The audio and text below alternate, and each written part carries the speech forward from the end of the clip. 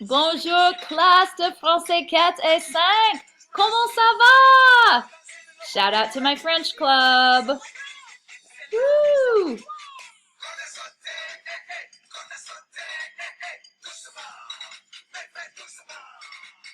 Oh yeah.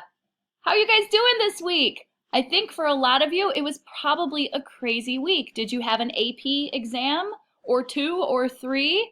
How did it go? I've been thinking about you guys. I know this is a really tough, hectic time of year for both juniors and seniors, so my heart goes out to you. Let's do some French. Let's relax. This week I have an article for you. It is in the IB style, so it's something you're very used to, and I tried to pick a short one. You'll notice it's only 1 page long with like a page and a half of questions. This is all uploaded into the Google Classroom, so you can print it off or just read it from the screen and do what you need to do with this article. But I also have a bonus page, which will also be in Google Classroom, of some vocabulary that should help in deciphering this article and the questions. Le titre de l'article, Hommes, Femmes, tous égaux, are men and women equal? And it talks about a study that's being done into the behaviors of boys and girls and how they interact and what that means for the future of potentially some legislation in France. So here are some words from the article that might help you as you go through and read and annotate. Look for these words. Do some little mini summaries or translations. Make sure that you're looking up things you don't know and see if you can make sense of the article, and then go ahead and answer the questions. The second half of this video will be me going over the answers to those questions, but I really want you to give it a try first. See how much French you can understand first. Just a little challenge, and then of course you can come on back here and check your own answers and see how you did. So here's your vocabulary de l'article, the vocab from the article. L'égalité, plusieurs, étude, comportement, constat, accueil. That one's fun to say, accueil. En dépit de, filière, solliciter, un écart, augmenter, davantage, tandis que, cadre, se heurte, very difficult one to pronounce, sensibiliser. And then from the questions, these are some key words that might help you to better understand what the questions are asking and what response is correct. L'actualité, lequel, résoudre, sur qui portent les études. Oh, I'll move myself out of the way. Whoa. There we go. Parmi, atterrir, se rendre compte, autant de, l'écart, empêcher, lier.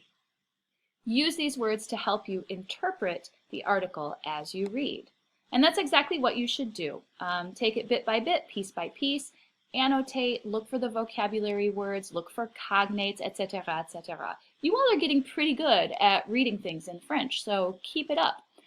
Also, another thing to do is, as you read, go back to and refer to the questions and see if you can find what they're talking about. Remember, with IB style questions, they always give you a helpful hint where you should be looking. En vous basant sur les lignes 1 à 6. So that's where you need to look. Don't look anywhere else in the article to find these answers for 9, 10, and 11. And then when you get down to number 12,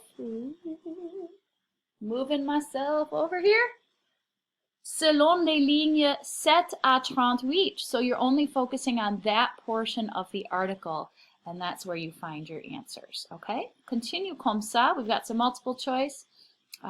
Notice again, they tell you where to look for short answers, deux obstacles. So you should really only be writing a couple of words here. Don't write the entire paragraph or the entire sentence. That's not what we're looking for. And then the last page just has this. This was a tricky question. When I made the key, I had to read it myself a few times. So make sure you're focusing on these lines. Compared to these lines, it says lesquels ne sont pas liés. They bolded the ne pas for you. Lesquels ne sont pas liés. So check that question a couple times. before you feel confident answering. Okay, this ends the first half of the video, so cut. And now, if you have read the article, and if you have answered the questions, I'm going to move along to the corrections and the key. But remember, read it first yourself. Do not continue. Press pause until you've had a chance to work on this yourself. Give yourself some credit. You guys can do it. All right, here comes the key. Ooh la la, gotta move. Ah, it's crazy. Bon, numéro 9. Le gouvernement travaille sur un sujet de l'actualité, lequel? La bonne réponse est l'égalité entre hommes et femmes, évidemment. Numéro 10. Quelle expression signifie résoudre le problème? Vous voyez que résoudre looks very much like the English word resolve, oui? Et remédier looks very much like the English word to remedy something. Both of those mean to fix or to resolve. Remédier à la situation est la bonne réponse.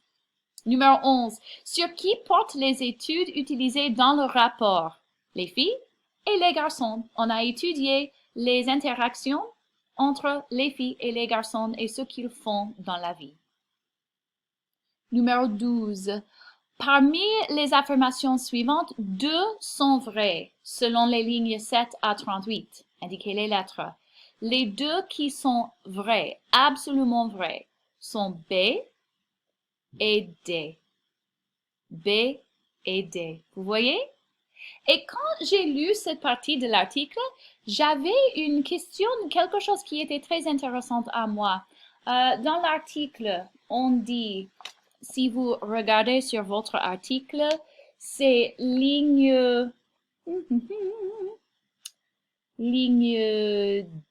10, non 15, 16, 17, 18.